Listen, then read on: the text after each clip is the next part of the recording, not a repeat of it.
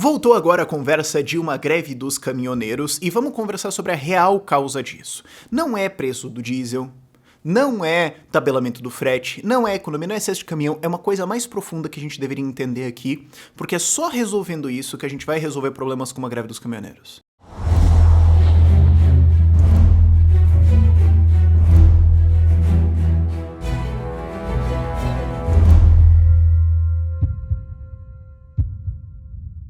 Porque teve toda uma lambança aí com o preço do diesel de vamos subir o preço, né? A Petrobras que subiu, o Bolsonaro ligou lá, mandou baixar o preço, tiveram toda uma puta reunião e tal, e chegaram à conclusão que vai subir, sim, 10 centavos, se bem que pode não subir porque o Bolsonaro pode dar outra canetada, a gente não realmente sabe, convenhamos, ok? É tipo o STF. Ah, tem alguma coisa que a lei diz que é isso aqui, mas é isso aqui? Não, que a qualquer momento um cara do STF pode decidir que não é isso aí, é outra coisa. Ah, mas eu acho que é isso. Dane-se. Isso é Estado brasileiro. Isso é vários estados também. Mas isso é a situação que a gente tem no Brasil, que também explica por que a nossa economia não anda. Mas aí é outra discussão, certo? O ponto é, vai ter esse aumento aí do diesel e os caminhoneiros falaram, ah é? Então vamos entrar em greve. Vamos fazer uma nova greve dos caminhoneiros agora, fim de abril. Pode ou não acontecer, vamos ver como é que tá a coisa aí, pendente revisão. É tipo a Copa, vai ter Copa? Mas, vamos ver se a gente termina os estádios. E se não terminar, a gente faz assim mesmo, é um negócio meio doido, né, Brasil. Mas enfim, os caras falam, vamos ter greve, e eles estão invocando um direito. Eles estão fazendo uma coisa ali dentro que é o que a gente realmente tem que entender pra entender essa dinâmica. Porque qual que é a causa da greve? Ah, é 10 centavos no diesel. Não, a gente tá discutindo a coisa errada. Certo? Porque se a gente quiser realmente ser contra a greve dos caminhoneiros, a gente vai ter que ser contra várias outras coisas também. Porque o que acontece é que, dentro da estrutura legal institucional brasileira hoje, os caminhoneiros estão certos. Eles estão invocando um direito constitucional, que não está exatamente inscrito, mas está implícito dentro da Constituição, e não existe nenhum argumento dentro da estrutura institucional legal, tributária, brasileira, para você negar eles. Certo? Porque o que acontece? Isso é uma coisa que eu vivo falando. Por exemplo, uma coisa que eu vivo falando é que agora a gente tem camisetas femininas dentro da loja do Ideias Radicais. A gente tem agora as camisetas, que a gente tem camisetas lindas como essa. E agora você pode também usar o cupom de desconto. Aliás, o cupom de desconto é sem imposto. Caixa alta sem imposto vai estar lá na descrição, você ganha 25% de desconto. Certo? Ah, olha que legal. E os links vão estar lá na descrição também. Mas a outra coisa que eu vivo falando, além de fazer esses merch no meio do vídeo que eu vou começar a fazer agora, é o estado de bem-estar empresarial. É o direito que os caminhoneiros estão invocando com essa greve. O que é o estado de bem-estar empresarial? É uma coisa que é um termo que eu cunhei, até onde eu sei ninguém mais usa. Se alguém usou, por favor, me apontem, eu dou crédito. Que é o seguinte, certos setores da economia têm o direito de não dar errado. Por quê? Porque eles são muito importantes. Por quê? Porque eles se acham demais. Porque eles são super, realmente, supimpa, maneiro e firmeza. Joga 10. Então, as outras pessoas têm que sustentar esse setor. E se elas não gostarem disso, azar. Vai ter que pagar a conta. Esse direito existe para vários setores da nossa economia. E se a gente quer negar isso aos caminhoneiros, a gente vai ter que negar isso a vários outros setores diferentes.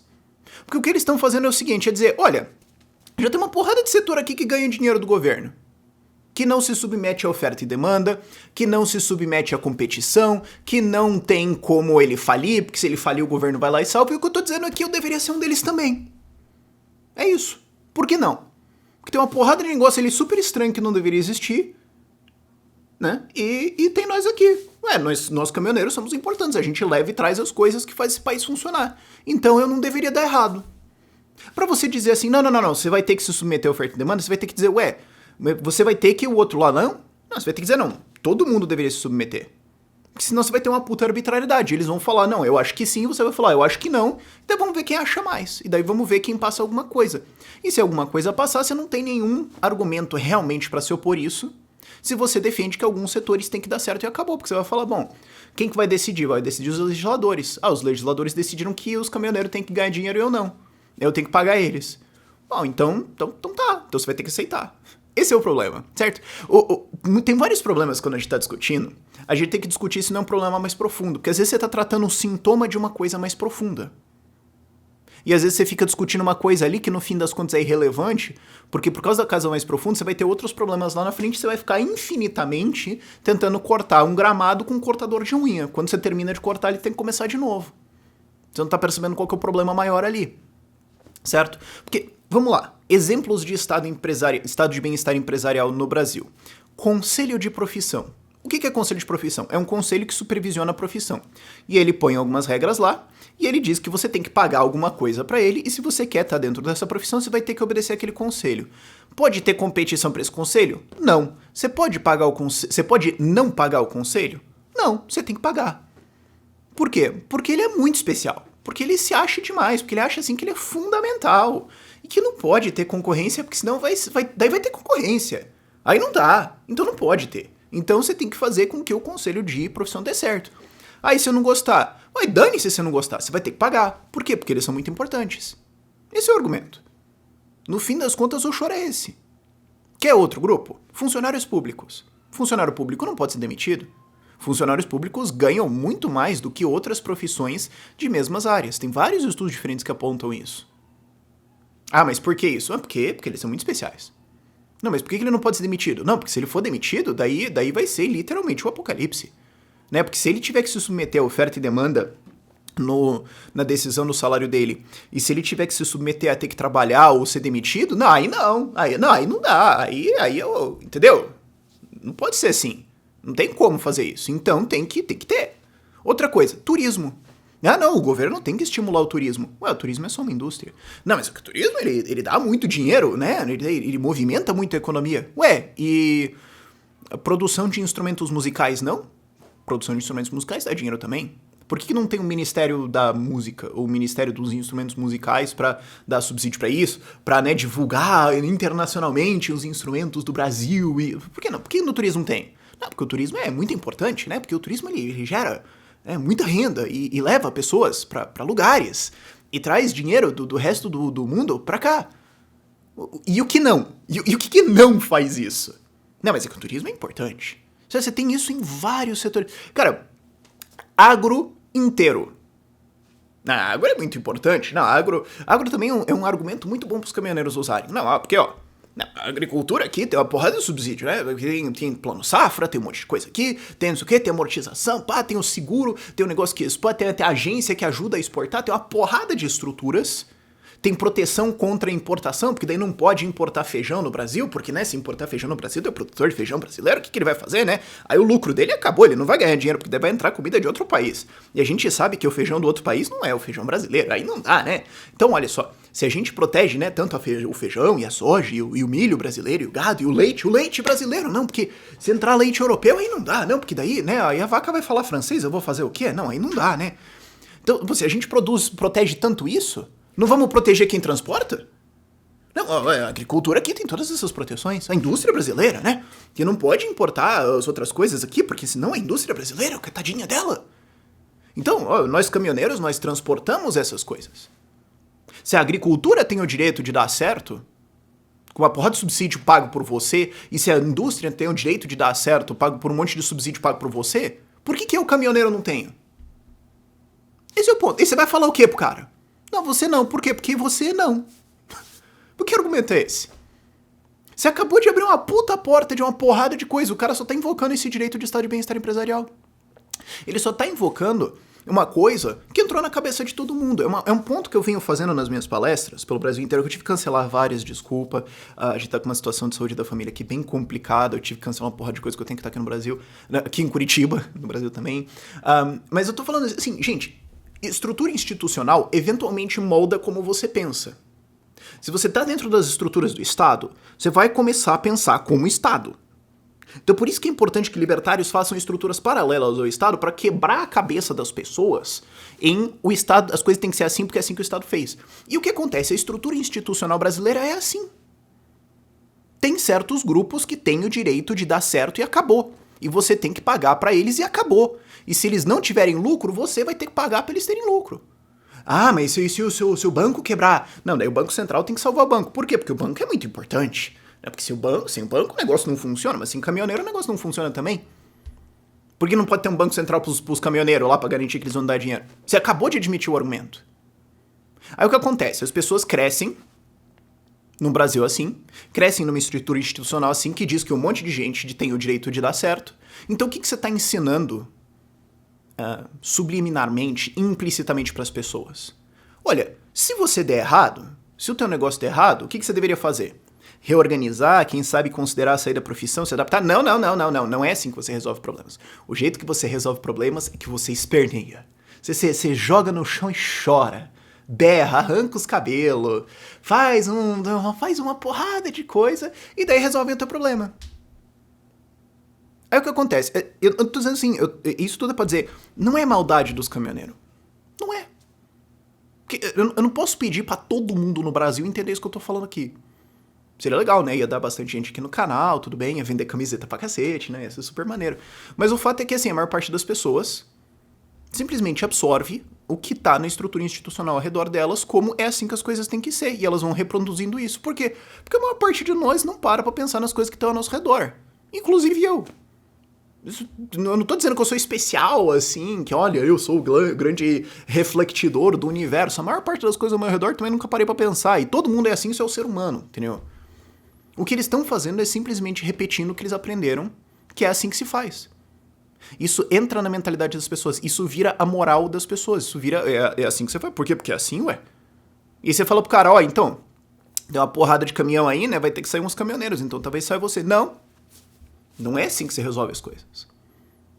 Foi assim que resolveram problemas de economia no Brasil no passado? Não. O jeito que se resolve problemas de economia no passado, aqui no Brasil, é o governo vai lá e salva os caras. Então o governo que me salve.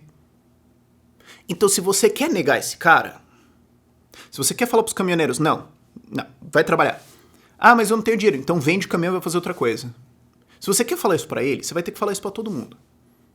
Certo? Pensa como uma família, ok? Pais falando pros filhos. Não, ó, esse meu filho não pode fazer isso, mas os outros 3 podem. Aí o outro vai falar, ué, por que eu não posso? Por que eles podem brincar lá e eu não? Por que quando eu faço isso eu tomo a bronca e eles não? Ué, coloca esse princípio na família pra você ver. Esse é muito mais fácil de você ilustrar. Você vai ter que botar a regra pra todo mundo. Você vai ter que falar, não, então, se vocês, caminhoneiros, não têm o direito de dar certo, de ter subsídio e de ter lucro garantido, então ninguém mais pode ter. Aí o que acontece? Vai todo mundo espernear. Nossa senhora. Aí vai ter que dar um jeito de gerar energia a partir do esperneio, porque daí vai fechar o déficit estatal. Vai gerar tanta energia disso que a gente vai exportar pro resto do mundo. O Brasil vai ser o país mais rico do mundo se a gente conseguir gerar dinheiro, gerar energia a partir do esperneio de grupo de interesse quando começar a mudar isso. Mas o fato é que tem que mudar isso. O fato é que tem que mudar o princípio. Não tem que mudar essa política, não tem que negar isso pros caminhoneiros. Tem que falar, pera, agora é o momento, crise é bom nesse sentido, agora é o momento em que o Brasil entrou em crise, vai falir esse troço e a gente tem que começar a meter o facão nas coisas. Em quais? Tudo. Então tudo. Então agora vai todo mundo ter que competir, vai ter que todo mundo se submeter a regras de mercado, vai ter que todo mundo se virar. Ah, e se o meu negócio der errado? Então deu errado. Vai ter que abolir o estado de bem-estar empresarial. Vai ter que falar, vai ter que todo mundo ir competir e se quebrou, meu filho. Quebrou azar, agora quebrou, vai fazer outra coisa. Porque se a gente não fizer isso, tá bom, digamos que resolve o negócio dos caminhoneiros lá. Pronto, você acabou de confirmar pela 1000ª, 100ª, 3ª, 34ª vez na história do Brasil que é assim que se resolve as coisas. Aí pronto, digamos, você resolve lá os caminhoneiros, tá bom. O governo cede, vai lá e dá, tal, vamos dar a tabela de frete, como já fez, né, já colocou o precedente nesse caso. Dá a tabela de frete, dá isso, dá aquilo outro. Tá bom, você estabeleceu isso. Quem que vai ser o próximo agora? Qual vai ser o próximo grupo que vai espernear, que vai falar, não, pera, né? Se os caminhoneiros podem, então nós taxistas, que estamos tendo dificuldades porque agora o Uber se instalou, né? Nós tivemos uma perda de renda e nós temos o direito de manter a nossa profissão e manter ganhando dinheiro. Então, as prefeituras têm que subsidiar táxi. Elas têm que me dar dinheiro. Por quê? Porque sim. E você vai falar o quê pra ele? Com que base você vai fazer qualquer tipo de argumento pra ele? Nenhuma. Aí depois vai vir o outro, e o outro, e o outro. Aí até o que acontece? A gente vai chegar na economia perfeita do estado de bem-estar empresarial. Todo mundo tem que garantir o sucesso de todo mundo e ninguém dá errado. E daí a gente volta pra idade da pedra, porque a economia vai capotar e vai dar uma desgraça gigantesca. Não é um problema de preço do diesel. Não é um problema de preço do frete. E esse é um assunto que pode esperar, eu vou martelar muito mais ainda. Porque, como eu falei, cara, isso é um problema fundamental de estrutura institucional brasileira. Isso aí pega mais uma porrada de coisas e é a discussão que a gente vai ter na economia agora no Brasil pelos próximos anos. Porque no fim das contas, o que está se lutando contra agora, tem várias coisas que está se lutando contra, mas uma das principais, no fim das contas, é o estado de bem-estar empresarial. Eu falar, cara, você vai competir sim. Vai ter privatização dos Correios sim, porque vai ter que competir. Ah, mas os Correios são muito importantes. E daí? Vai ser importante, então não vai quebrar? Vai lá, filho. Ah, mas né, o protecionismo brasileiro tem que abrir o mercado. Tem que abrir. Ai, mas as empresas brasileiras vai ter que competir. Ah, mas não quero competir. Dane-se, meu irmão. Vai competir. Entendeu? Muitas coisas voltam pra isso. Esse é um debate muito importante e é um debate que a gente tem que começar a entender, tem que começar a martelar e tem que começar a expandir a cabeça sobre esses problemas mais profundos. Não é sobre pequenos pontinhos. O Brasil não faliu, não tá nessa situação estourada, porque foi uma politicazinha errada aqui e uma politicazinha errada ali. Foi uma visão inteira de como funciona o mercado e como o enriquecimento acontece. Essa visão tá errada e a gente tem que começar a mudar ela. Esse é só mais um sintoma de uma doença muito mais profunda. Espero que isso tenha sido educativo para você. Por esse vídeo é isso. Tchau, tchau.